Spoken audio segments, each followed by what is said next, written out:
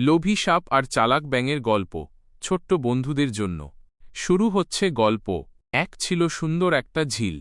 সেই ঝিলের পাড়ে একটা শুকনো গর্তে থাকত এক বুড়ো সাপ, তার নাম মন্দবিষ। মন্দবিষ আজকাল খুব অলস হয়ে গেছে আর নিজে নিজে ব্যাঙ ধরতে পারে না। একদিন সে দীর্ঘশ্বাস ফেলে ভাবল, ইস, যদি সহজে খাবার পেতাম। একটা বুদ্ধি বের করতেই হবে। মন্দবিষ আস্তে আস্তে হামাগুড়ি দিয়ে ঝিলের পাড়ে গেল আর মরা সেজে চুপ করে পড়ে রইল। ঝিলের ব্যাঙেরা দূর থেকে দেখে খুব খুশি। একজন ব্যাঙ লাফিয়ে বলল, আরে, মন্দবিষ মরে গেছে, কি মজা। কিন্তু ব্যাঙদের রাজা ছিলেন জলপাদ মহারাজ। তিনি খুব বুদ্ধিমান। তিনি সতর্ক হয়ে বললেন, থামো, এত সহজে বিশ্বাস করো না, যাও দেখে এসো তো। জলপাদ মহারাজ কাছে এলেন। জলপাদ মহারাজ বললেন, ওহে মন্দবিষ, তুমি কি অসুস্থ? মন্দবিষ চোখ বন্ধ করে কান্নার মতো করে বলল, মহারাজ, আমি খুব ভুল করেছি। সারা জীবন আপনাদের কত বন্ধুকে মেরে খেয়েছি। এখন আমার খুব অনুশোচনা হচ্ছে। আমি আর কোনোদিন মাংস খাব না, আমি নিরামিষভোজী হয়ে যাব। জলপাদ অবাক হয়ে জানতে চাইলেন, সে কি প্রায়শ্চিত্ত করবে? মন্দবিষ বলল, হ্যাঁ মহারাজ, আমি প্রায়শ্চিত্ত করতে চাই। এখন থেকে আমি আমার পিঠে করে আপনাদের সবাইকে এই ঝিলের আশেপাশে ঘুরিয়ে বেড়াব। আপনাদের সেবা করে আমি আমার পাপ কমাতে চাই। অন্য ব্যাঙেরা ফিসফিস করে বলল, বাহ, সাপটার মন কত নরম হয়ে গেছে। জলপাদ মহারাজ কিছুক্ষণ ভাবলেন।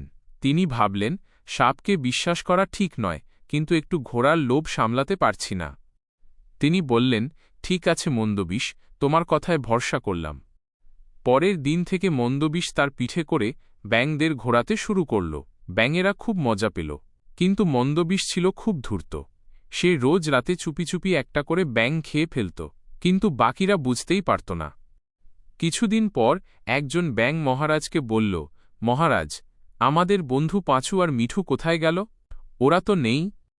জলপাদ মহারাজের সন্দেহ হল। তিনি একদিন আস্তে করে সাপের পিঠ থেকে নেমে তার গর্তের কাছে উঁকি মারলেন।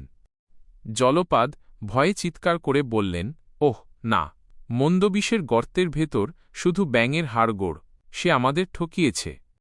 মন্দবিষ ফণা তুলে হাসতে হাসতে বলল, হা হা হা, বোকা ব্যাঙের দল, আমার পেটই তোদের জন্য সবচেয়ে নিরাপদ জায়গা। তোদের খাওয়ার জন্যই তো আমি এই অভিনয় করলাম।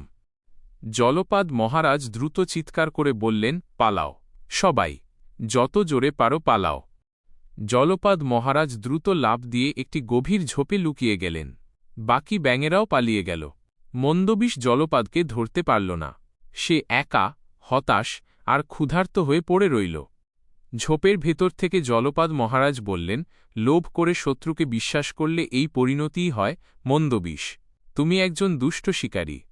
জলপাদ মহারাজ তাঁর বন্ধুদের নিয়ে সেই ঝিল ছেড়ে অনেক দূরে এক নিরাপদ জায়গায় চলে গেলেন। শিক্ষণীয় কথা, লোভ করা খারাপ, আর যে আমাদের শত্রু তাকে যতই মিষ্টি কথা বলুক না কেন, কখনোই অন্ধভাবে বিশ্বাস করতে নেই।